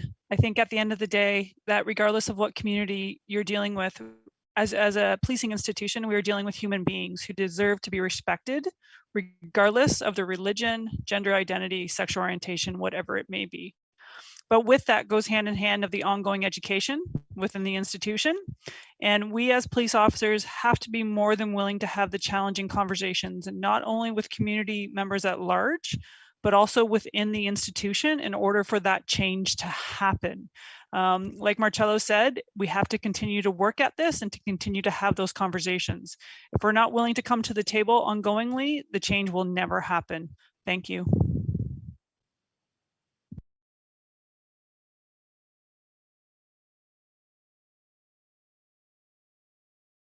Alan, over to you. Thank you. So we can only agree with the other comments that were made, the comments made by Marcello, and we as LGBT militants and policemen, in the beginning, nobody wanted to help us. And we brought these problems over and we got to the police station saying, look, that's it. We are human beings and we cannot take this anymore. We cannot, go against these policemen that are not punished. And all of this action, we decided to work together and together in the LGBT community, either in France or in Europe. We have to work together. We cannot have the police on one side and the citizens on the other. Everybody should get together on this. And that's why the European Council decided to implement this training. So it's training where you have all three groups. We have the groups of lawyers, we have groups that are LGBT, and they can work together better. It's very important to have respect to human life. And we also have to remember the issue of ethics. We also have to remind our policemen that even if, they have a lot of work and it's very complicated, that their work is very complicated, every victim is a different person. And it's really not easy for us, but the police chiefs are very confident and they try to move forward every day. And we also try, especially in Holland, and this is an important signal of the police, they created a specific group, Rose and Blanc. So in other words, the pink and blue people, and these are policemen, and they deal with all of the problems in Holland that have to do with LGBT. And this group is very well known over there and it works very well. The police has the confidence of the LGBT population. They believe in the police. There's something else. Other countries, they implemented an app to denounce homophobic problem and attack and aggression on the street. And this allows the police to know in real time where the person is, the person who is the victim. For example, in London, considering the Central Station, every Friday night, there's a group of people who attack LGBTs. The police knows about it. The police knows that every Friday night there are attacks and aggressions in this place. So to have information, very precise information about the place where the aggression happens. And the victims, sometimes they don't denounce because they are afraid of going to the police station and they think that justice is not going to do its job. It is a belief, a strong belief that many people have. So we're talking about an initial element, and this app is another instrument for the police to be more efficient in its action. And it's within the concept of this app. So talking about, especially about Brazil and Argentina, if you're interested, we can show you what we already have in Europe. And we can also see what kind of adaptation can be done in your countries if it's interesting for you. Anyway, in Europe, that's the objective, this kind of forum. Thank you, Alain. Wow, that's a brilliant idea. Marcello and Danielle, and they're here listening. And of course, this experience is going to be part of it part of this, of South America, right?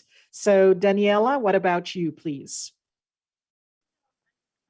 So first of all, I would like to talk about respect to human beings. So everybody in the world, you know, they should be equal and they should be equally respected. So we should not think that our community is a ghetto that is based on criminal records and someplace in the police, you know, we have to take this into consideration. It should be transversal. And when I talk about that, when it's cross-sectional, thinking about the identities, because we have to think that everybody, every single person is here in this intersection. And this intersection does not make us only LGBTQA+. No, we're dynamic in terms of expression, identity in our daily lives. And this is something that should be inside people and the rights of the states, because otherwise we're going to stop thinking about all the dimensions that everyone has, you know, as a right. So how are we going to stop thinking about these different forms of, you know, when you have an indigenous person and this person is taken to an LGBT police station, what happens in racism, you know, all of this, you know, there's so many issues. So we cannot stop thinking about this. When poverty is legitimate and there are some cultural forms and even so subjectivity where there's a lot that is happening in this person. If we don't think about empathy and if we don't start believing that these are guarantees of human rights in all of their aspects and everything should be respected, there's nothing better than respecting this in the same way. So there's no other way of doing it. And I'm one of those activists that is convinced that the right to separate everyone, it should be done, you know, it should be the same for everyone, not only for LGBT, everybody should be the same. Everything should be guaranteed for everyone. Thank you. Perfect, Daniela. Rolando? I believe that we have come to a consensus with regard to the important components for safety of the LGBT population around the world. And I just wanted to say that dialogue is extremely important when we talk about human rights. And in the training of the police, the collaboration of the population and the civil society, that's extremely important. And we also have elements to deal with this topic. Coordination with regard to safety in terms of police. It also depends on the local power and the police authorities and municipal authorities as well. So they demand fiscalization by this, and this is the work of the police. So this is permanent training and advances that we should continue in the LGBT community.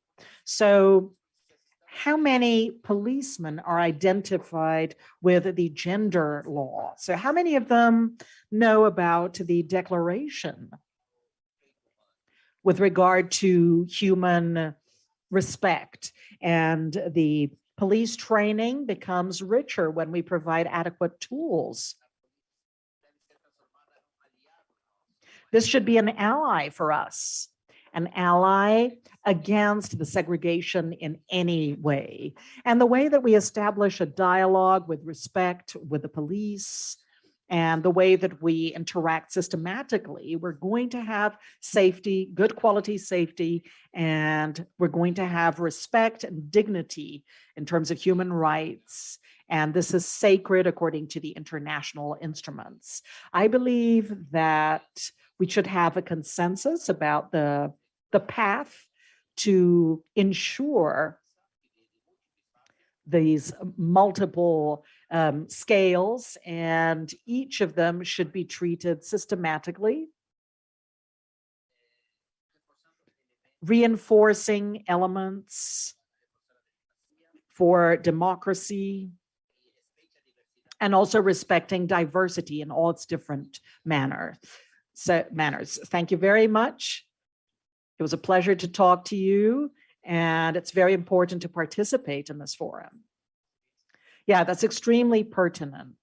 So when we have heads of governments that do not respect the Constitution with regard to equality, how can safety organs defend society as a whole? So now we're going to start with Danielle.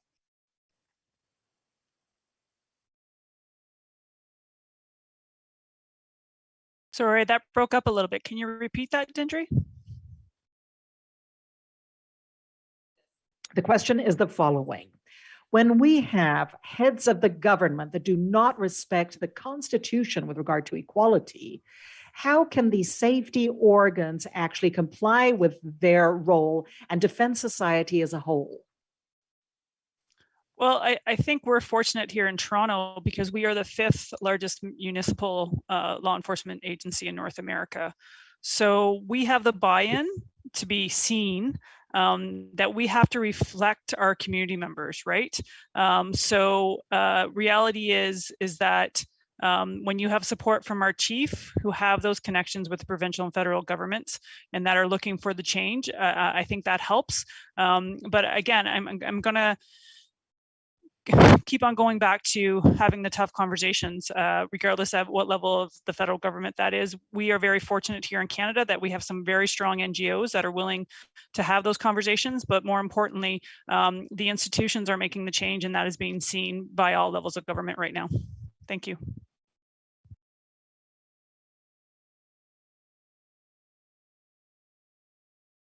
Thank you, Daniele. Marcelo? Well, as people used to say, the example comes from teaching. And it's complicated when the head of a certain power does not give the example. And the whole population suffers as a result. The whole population, because of this definitely motivates, the extremist groups and hate dialogues. And the police forces by themselves, they cannot stop disrespect of this head of state, of the government, this representative of the state, whoever it is, because there are other mechanisms for the penalization, because here in Brazil, for example, we have criminalization. So we have our own ways, our own paths, and the police force, civil force, military force, civil police, military police by themselves, they cannot act in terms of hate discourses of that head of the state. However, those who follow, they replicate this these hate words, and those who are legitimate in terms of practicing all kinds of prejudice, in terms of all human diversity, then that's really a crime. And it's not just LGBT, it's crime, all of it is a crime. And in the same way that you discriminate a person with HIV, and until today, we have this type of prejudice that is horrible. It is really horrible. And it is a crime for you to discriminate a woman. So it is terrible when the example does not come from above. And if that happens, the punishment has to start from the bottom up. And when this happens, the vote is important. It is important because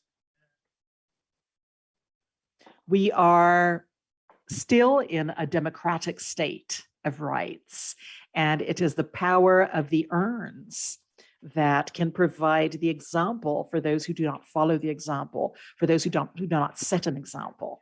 So I think this is the biggest of the punishments, because without a privilege forum, without the mandate, that person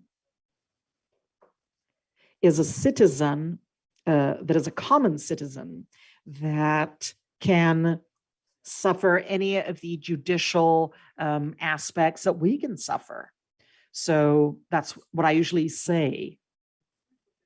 I was a coordinator of diversity policies, and the example that comes from above, we have the justice, the coordinator has to set an example, the mayor has to set an example, the governor has to set an example, and so on. The head of police also has to set an example. Every single person has to set an example. Even me, I'm a common citizen of civil society. I also have to set an example. So I cannot replicate a prejudicial act. I cannot replicate something, words of prejudice, because I'm setting an example. If we want to create the culture of respect, we have to change the culture of the population. We have to be the example all the time. And that's it. Thank you for the question. Thank you. Don't forget that this year, for those who are in Brazil, it's a year of elections, and the Parada de Orgulho in São Paulo has the topic Vote with Pride. So if you're watching us and if you're here in Brazil, for you to know who to vote on. So check up the candidates, somebody who's really worried about human rights, the rights of the LGBT population. So Rolando, your words, please, for the question that I just asked. The answer is very simple. It is a sine qua non requirement for you to have respect with regard to diversity and safety, and the efficiency of democracy, because without democracy, there is no way that we can have respect to human rights.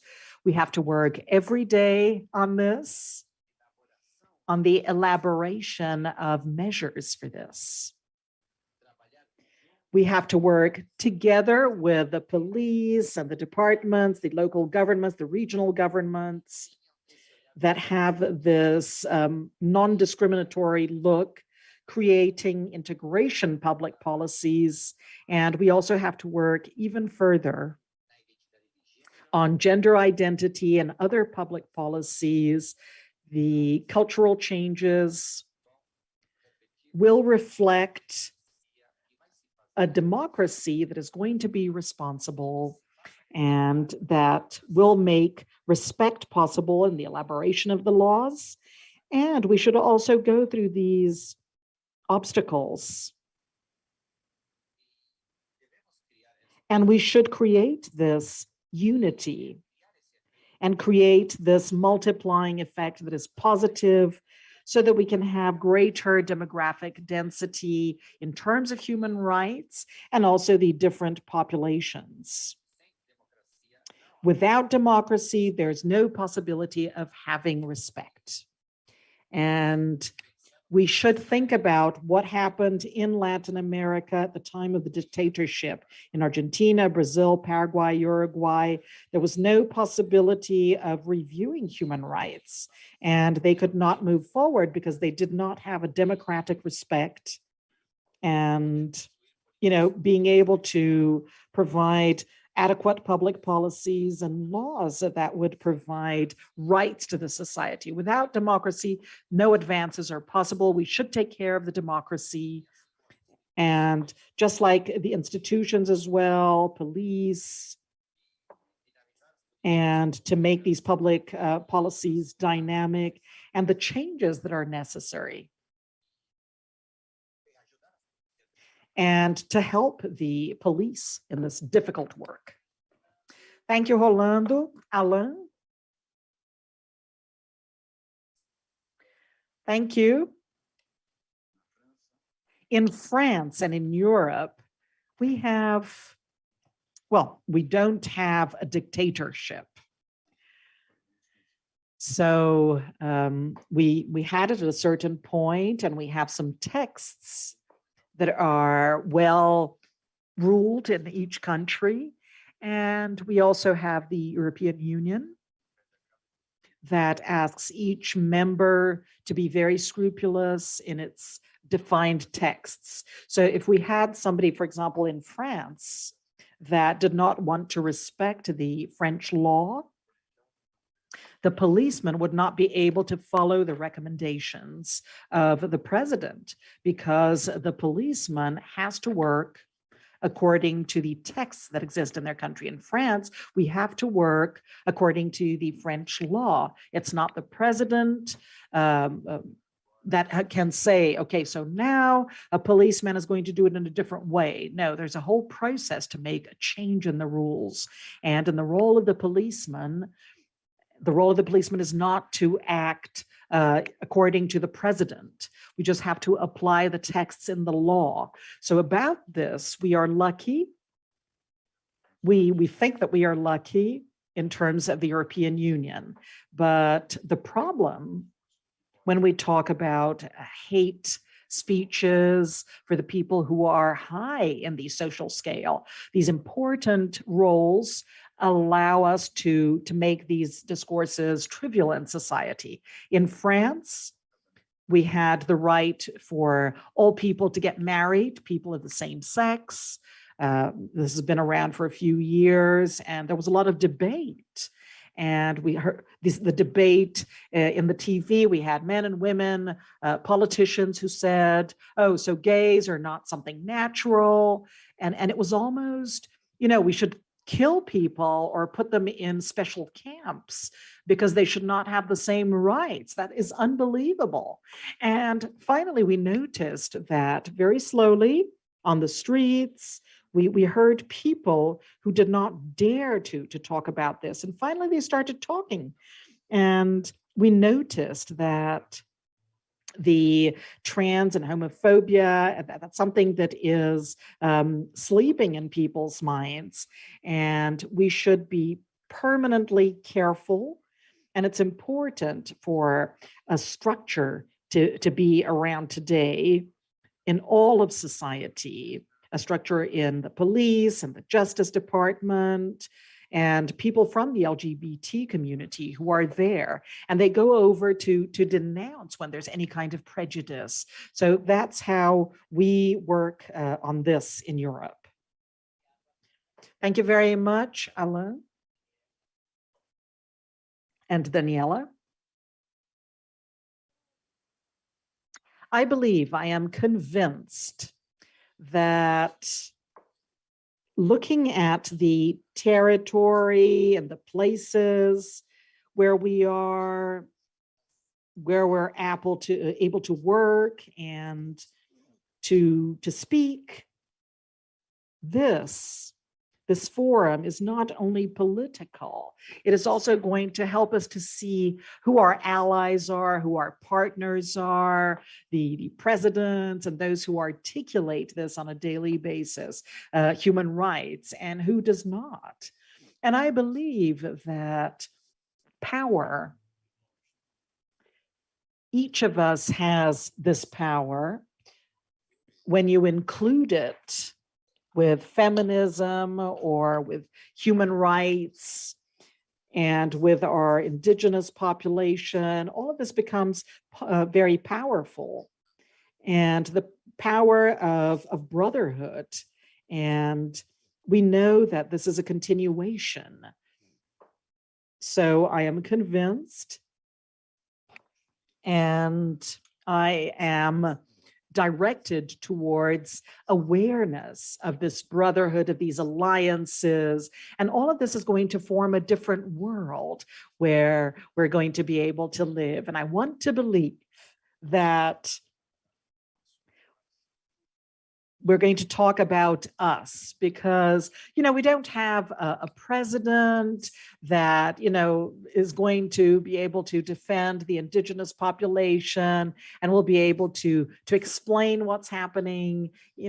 I don't want the ministry telling us how we can live in our communities. No, we have to be the authors of our own stories, and they should not tell us how we should live in this world, right? Because we know that our world is the same as the world for everybody else, and they have not respected our rights. That's all. So thank you. Thank you, Thiago and Guilherme, our sign language translators. Thank you very much for this partnership and for helping us. And we have a last question, and I'm going to start with Alain. He's going to start answering. So do you believe that we're going to reach social safety that is equal someday? Alain, what do you think? I think we are. I think that over here, there are many people among us. We are very positive in this idea because we are part of the LGBT community. We fight for it. We're against injustices. And if we see ourselves together, so different people, and organized according to different instances, especially with the French Council. And it's not officially the French Republic who invited me. And it's the president of the European Union. These are very active people, and they have the same view as we do in terms of the problems that we can have. And they try to advance, move forward in terms of mentality and changing people's mindset once again. So changing the law is one thing, but we also have the application and the mindset of everyone in society. So I'm very positive in terms of the future. And we started this 20 years ago. We started the LGBT Police Association in Europe. It was a small place. We were 4 countries. Today, we are 18 countries, developing everywhere. And we have partners that help us to go to all of the police academies. So we really want, everybody wants to bring the policemen closer to the LGBT citizens. So I really hope that we'll be able to do that. And we also create world culture, world network. And in February next year, we're going to talk about the best practices in different continents. And policemen, Brazilian or Argentinian policemen who are LGBTs, tell them to contact me or Danielle Bottineau in Canada, and to make this connection if you're interested, to be able to speak and to learn how to work together, everyone. Thank you very much. Thank you all. Thank you, Alain. Danielle? Yes, I would like to believe that we are going to see that change. It's still going to take a lot of work, but I've seen it firsthand, both here in Canada and with my colleagues across the world that I've been working very closely with Alan and his colleagues and our friends in the UK. That change is happening now. So yes, I think down the road we will see it, but I still think there's a lot of work to be done. And I think as long as our institutions are still willing to work at it and move the conversation forward, it will happen. Thank you.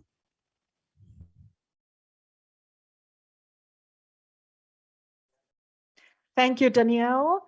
Rolando.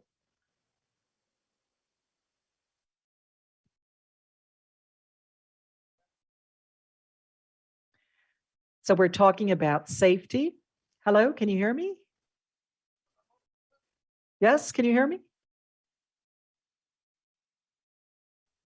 Yeah, I think we're going to transform this area of safety in every manner we can, with all sexual orientations, and we're going to continue fighting in this cause.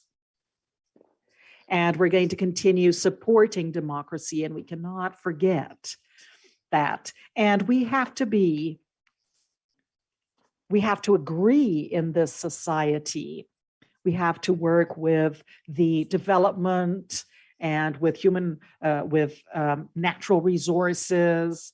And these populations that we're in, we have to work with partnerships. So concrete partnerships that are very reasonable. And we also have to work with natural resources, because without this safety, we don't have any kind of thing that we can do. So we have to go into other areas for the development of these subjects to make this something sustainable.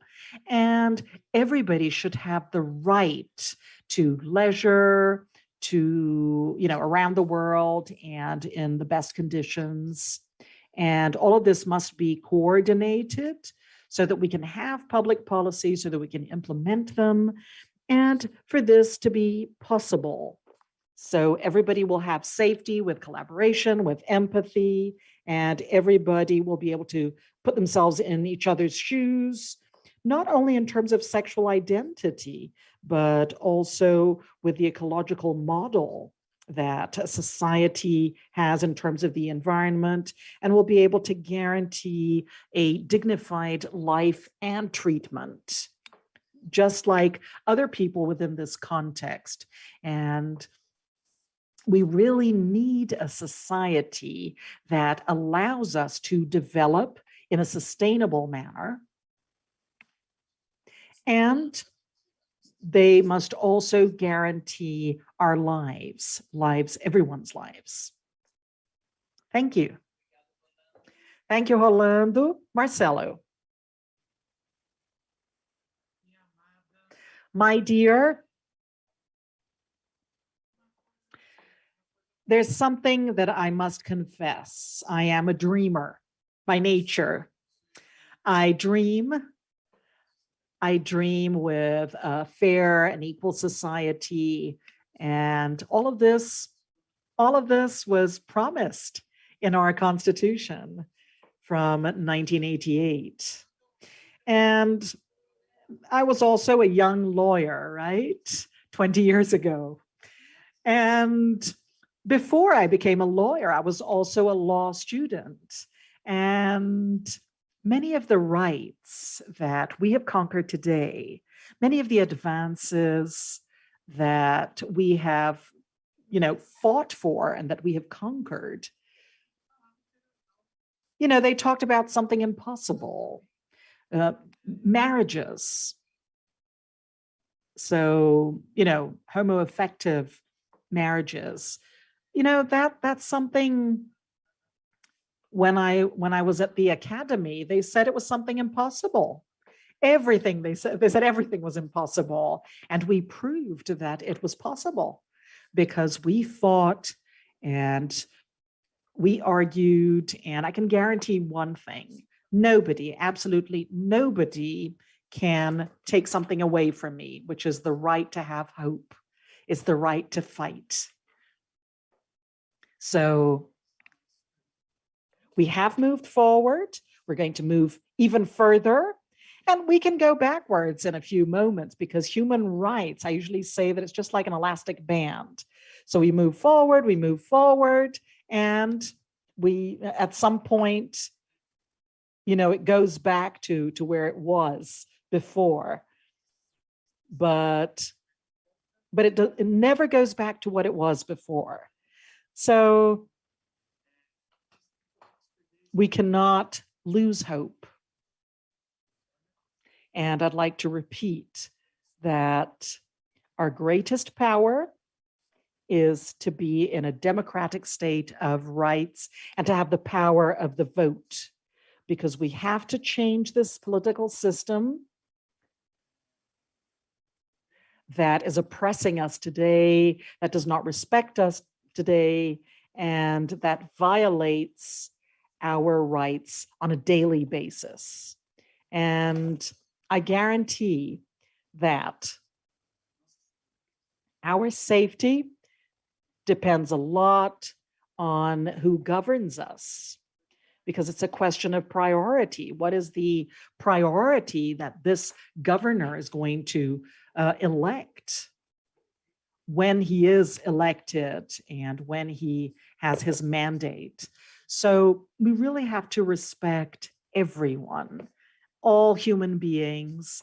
We really have to respect that, what is most sacred, human rights.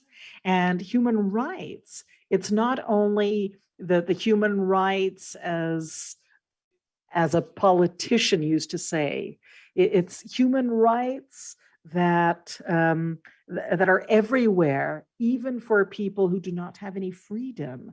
We have to guarantee these human rights.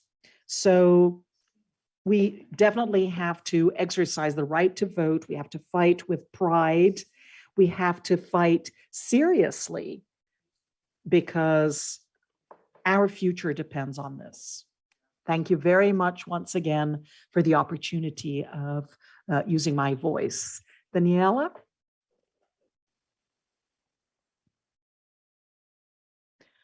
Well, I feel like a butterfly. I say this because, in fact, I come from popular contexts and situations coming from an institution, and I, went out with my friends, and I'm a transvestite, and this, the migration that happened in my region towards the capital, the migration actually made us understand what it is to be what I am, Daniela. And when I understand who I am, when I understood, I was able to fly like butterflies. And I understood that while I was South American, I am beautiful in this land that my ancestors left me. That's what I am. And I want to go back to this.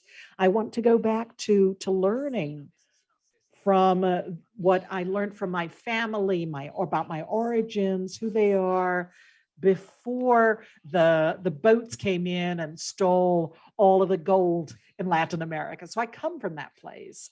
And I would like to believe, and I would like to understand that new identities that are self-perceived in this country, in Argentina, in Latin America, they can live in this morosity, and they can live their childhood without any violence, without knowing that many people live hate because they are what they are. And, they should respect our form of expression, our form of living. So I would like to live in another world that is not what we see, and that was dominated, and it did badly with regard to us and many communities that were built in this way. So I come from a different place, and this is the place where butterflies fly and they embrace other butterflies and they make up a better world. I'd like to believe in this world, and I'm not going to stand with arms crossed doing nothing. I want to know about this new world, this Latin American ground, the place where I'm from, and I'm very proud to be what I am. I am an activist, a militant, I'm a transvestite, I'm from Argentina, and I'm from the indigenous population. Wow, she is incredible. She's amazing. It is a great honor. I'm very flattered to be part of this panel with this incredible experience. And we're coming to the closing of our event. And I wanted to hear a little bit from each of you, a message that you're going to leave for us to open our hearts. Leave us a message. So I'd like to start with Alain, please.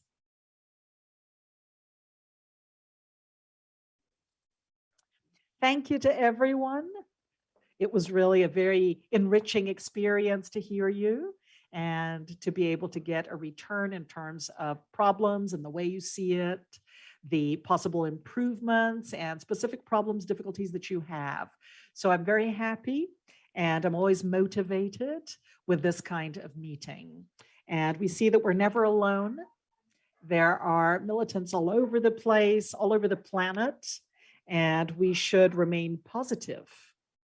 Sometimes it is complicated in some countries in the world, but we have to join hands and remember the police has to protect the population. And that's what we should have in our minds as our work as policemen. We have to do something to protect the population. See you soon. Thank you very much, and courage, everyone. Thank you, Alain.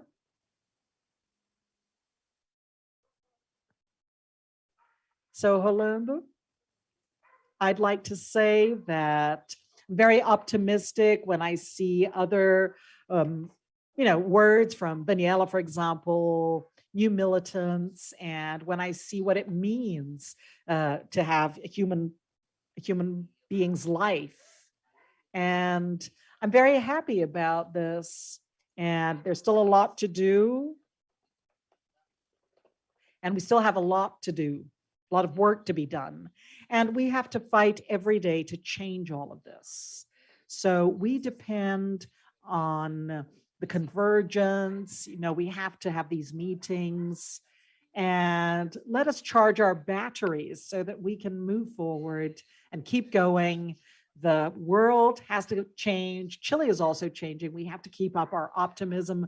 Look at Daniela, Marcelo. They're much younger than I am, and they are really very willing to change this world of making up a more sustainable society. And I can die peacefully because, in fact, there are people who are fighting for human rights, and this fight is going to continue. And let us defend these territories. There are many people who are in other parts of the world, Danielle and Alain. So we still have a lot to change, but all of this depends on these changes that we're going to conquer and the quality of these changes. So more democratic measures for everyone. We're going to talk and have a dialogue, and we're not going to be aggressive. I'm very happy to be here. Thank you once again for the invitation. And my message over here is of love. I'd like to leave my contact for you. We're going to continue building credibility and loyalty and friendships, especially. Without friendships, without love, that mobilize us, we're not going to get anywhere. So this is the engine that moves us forward. And I'd like to leave everybody a big hug. Thank you, Rolando. Thank you very much. Danielle? I just want to say thank you to all of you for having a voice and continuing to have that voice. Keep on being you. Continue to live authentically as yourselves, and know that you always have a friend in Canada if you need anything. Much love.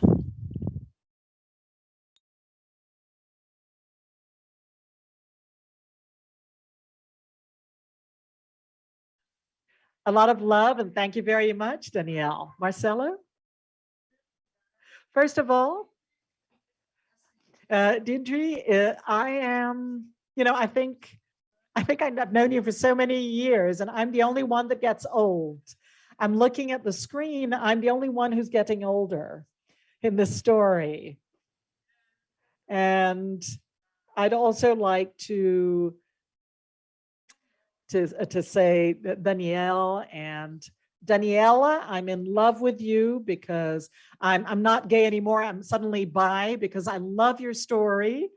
Congratulations, Rolando. I think I am Jimenez Galego, so I think we are from the same family. We are a great family, and I'm sorry for being so informal, but I think there's hope. That's the message I'd like to leave. And I'd like to welcome all of you, welcome to the diversity that we are going to build together. Welcome to this society that respects its people, respects its population, and respects the LGBTQA+. So we are going to build the society together, everyone. So as I said, I am a dreamer, but why can't I transform this dream into reality? So that's in our hands. And as I always say, in all of my talks, if you are bothered against love, we don't have any laws. So together, everyone, we are going to fight for a fair and equal society and fraternal society as well. Thank you very much. Always, Marcelo, together, everyone together, we are much stronger. So, Daniela, over to you now. Thank you. Thank you very much. I'm very thankful here from the South Cone to have a voice, and I'd like to thank you for this space. Our trans voices, our transvestite voices, they're very important, and the space is very important. But maybe some of you who are watching, maybe you can say why we say all of this and why we say all of these things about empathy. We really believe, and we're convinced, we are all convinced, and we believe, and I have always believed, and I always participate in these territories, and these territories built me with strong cement. It's what I am. So we have to be what we are, and that's the best thing that can happen to us.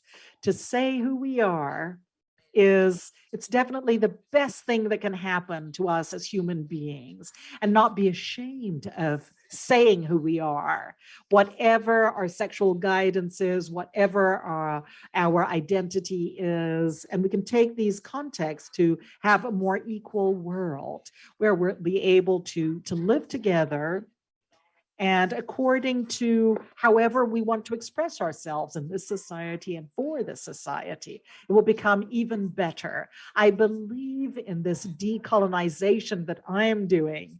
I can see everything that was in me, that some of the things were wrong. And today I'd like to say that this has taught me, this has taught my Indigenous mother and my family, and I am building new alliances, new binds. So I want to be firm in this territory, on the streets, in the different places where I construed these human rights, where we build the human rights of our colleagues, and rationalization of these bodies that are there, that are marked in our history. And we are powerful like this. I'd like to leave this message. Thank you very much, everyone. And not being ashamed of what we are and being what we are. So thank you very much to Powerful Alain. Thank you very much, Danielle. Thank you very much, Daniela, Rolando, and Marcelo. Thank you, everyone, to everyone who is watching us. And don't forget that at 2 p.m., we're going to have a panel about diversity at school, where we are going to discuss how the schools are preparing to approach gender diversity and to receive the LGBT children. Don't miss it. Kisses, everyone. See you.